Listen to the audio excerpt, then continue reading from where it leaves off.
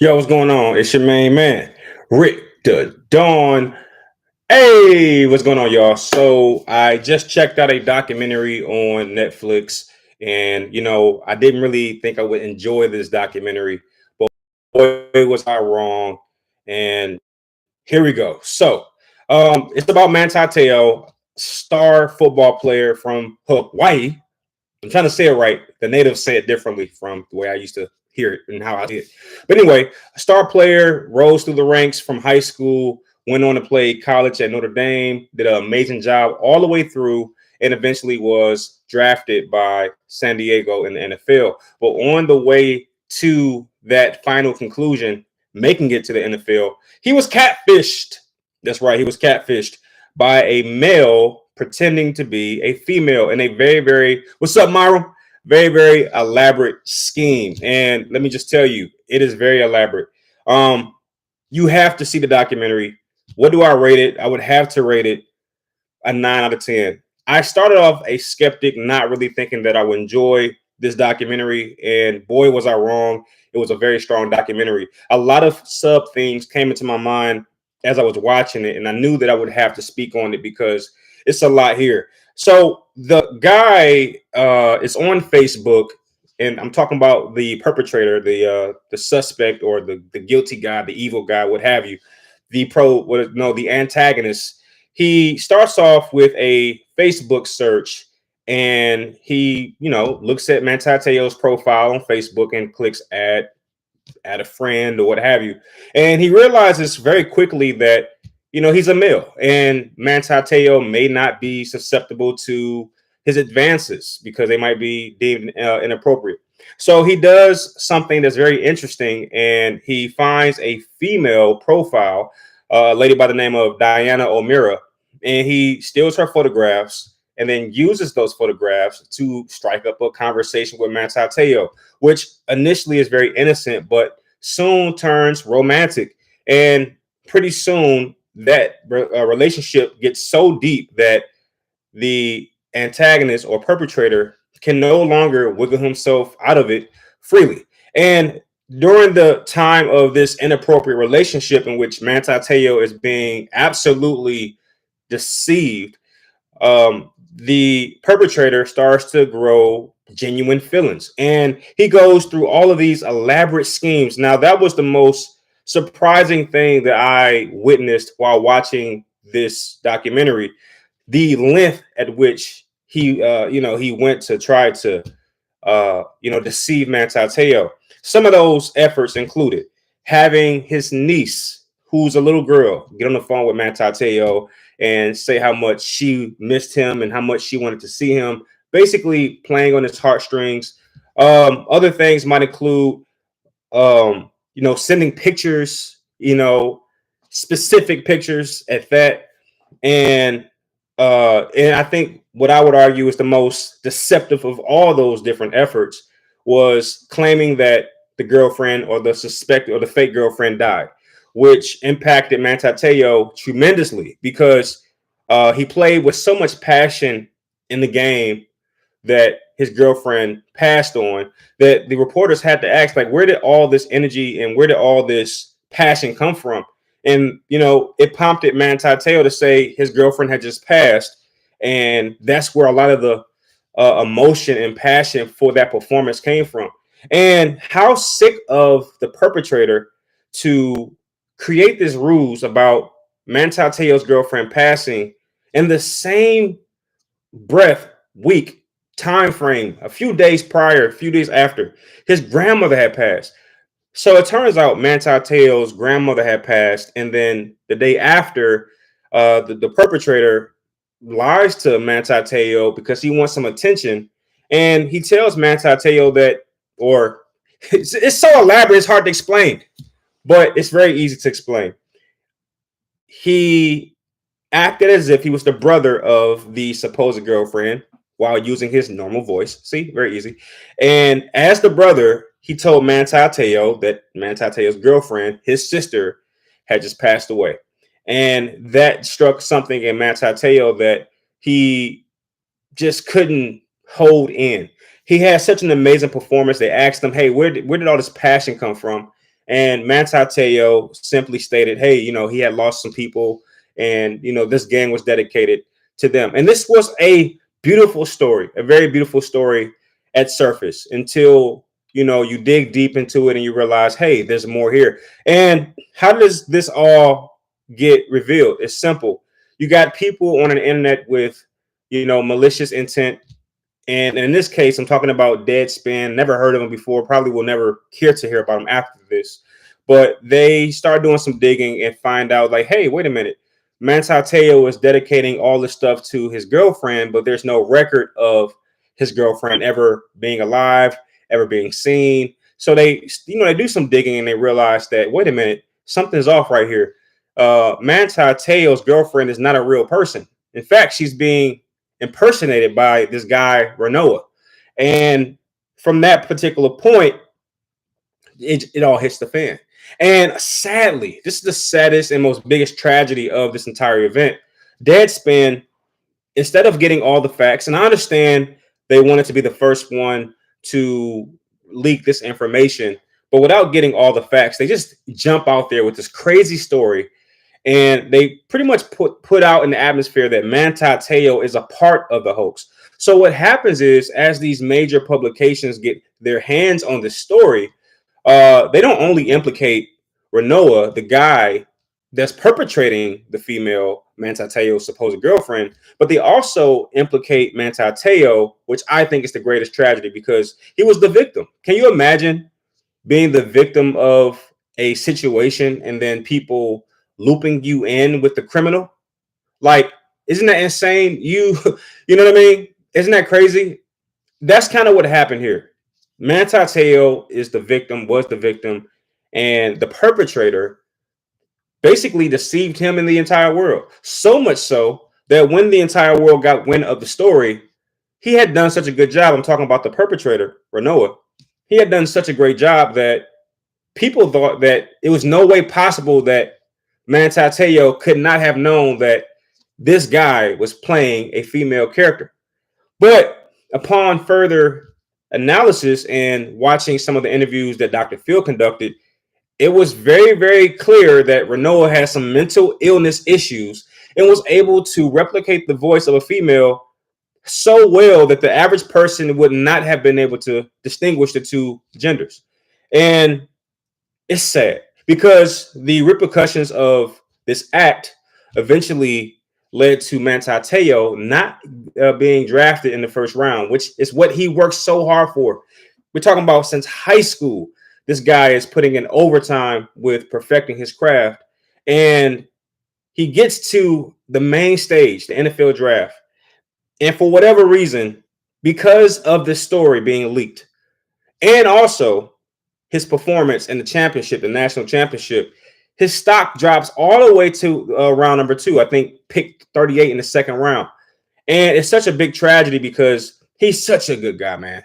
Such a good guy. Oh, my goodness. That was one of the biggest takeaways I got from this episode, or I should say the series. That is how great of a guy Manti Te'o truly is. He seems to lean very heavily on his faith. He seems to be someone who will give you the shirt off his back. And to see evil, and I'm gonna call it what it is today. To see evil attach itself to Manti Te'o that way, to destroy his credibility, was none other than Satan himself. Let me tell you something real quick, man. Sometimes Satan will listen to your prayers. Did you know that? Like, Satan hears your prayers. When you make your prayers known to God, you know who's listening? Satan. He's listening. And sometimes, if you're not patient and if you don't have discernment, sometimes he'll send a decoy in the way to throw you off your path. So you have to be careful. You know what I mean? You're praying for a husband. You're praying for a wife. Guess who's listening? Satan's right there listening to every detail that you're asking for. And he'll go find one of his own people and send them your way. And if you're not careful, you'll think that that person came from God, when in actuality, they are from the depths of hell. And you won't find that out until you do some digging. And how do you overcome such a big challenge like that? How do you outrun? How do you defeat evil? Patience. Patience. That's the only way. Patience and diligence. That's the only way to outdo evil. Patience and diligence. And why do I say those two things? Because one, the devil hates time. He wants everything to happen right away.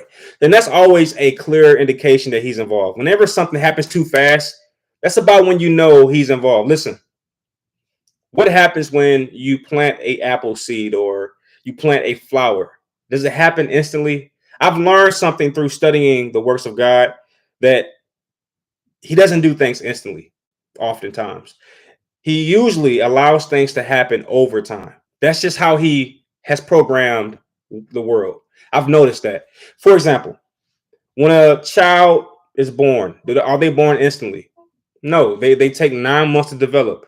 When you plant a flower, no, it doesn't happen instantly. It usually takes time, seasons to develop. That is how God works. He works in systems. He works in time. He works over time. And the quickest way to know that it is the devil that is answering your prayer and not God is how fast things happen. If it happens instantly, that is your clear indication that Satan's involved. If you pray for a wife and it happens 2 days later, a week later, that's Satan throwing a dummy blessing your way. And if you're not careful, you'll easily fall for it. And many have. For example, you pray for a wife, you're praying, you're fasting, you're doing all those kind of things, and then you meet somebody in a week.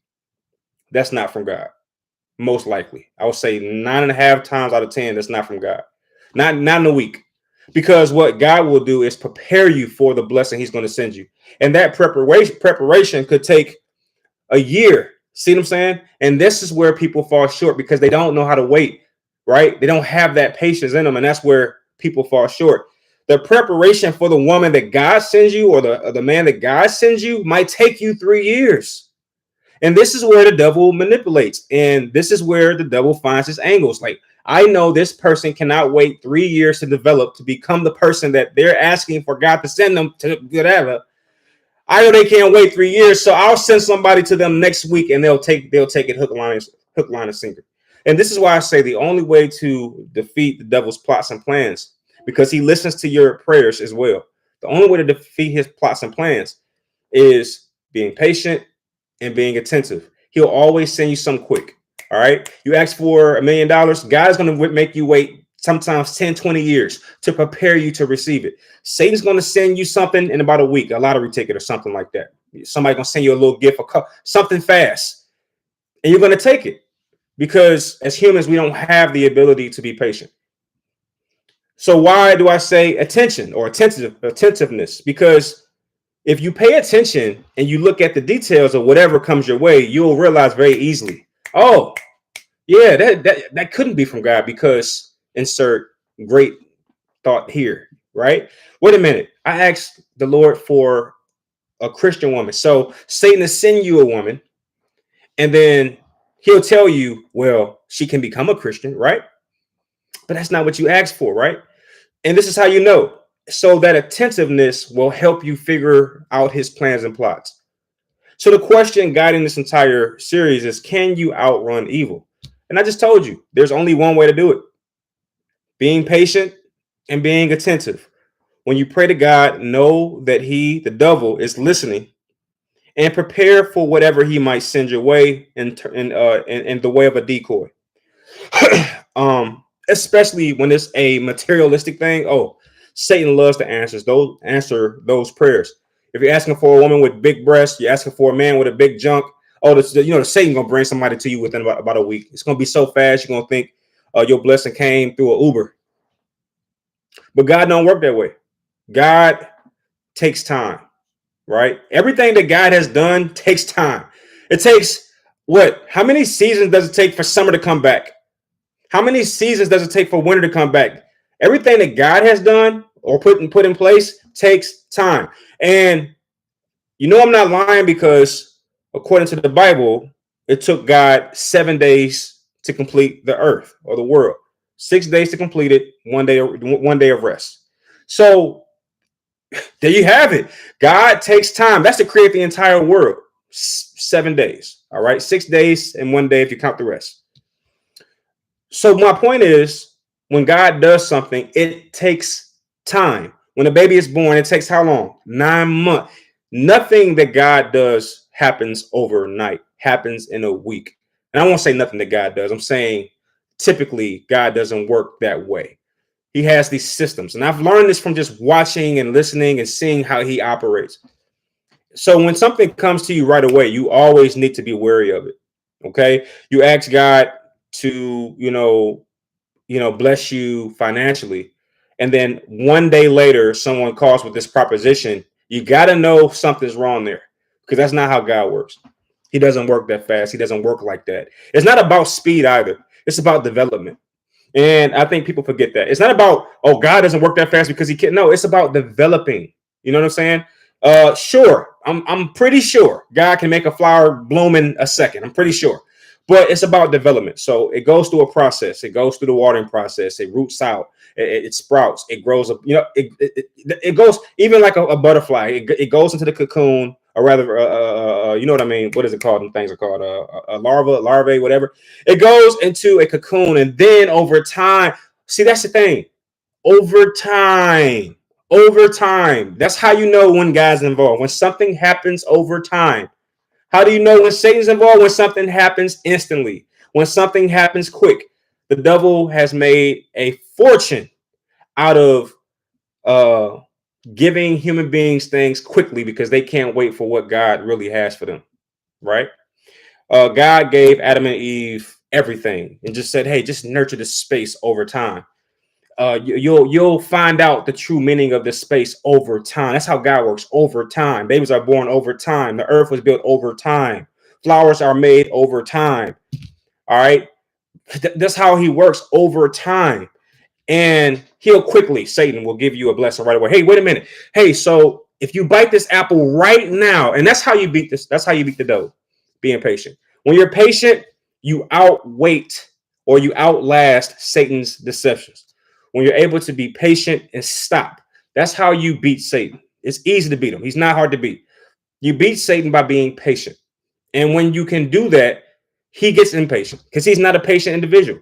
For example, this idiot wanted to take over the kingdom of heaven. What did he do? He started striking up all these people, all these turncoats, these fake angels, right, to try to overtake heaven because he was in a rush. He wanted to do it right now.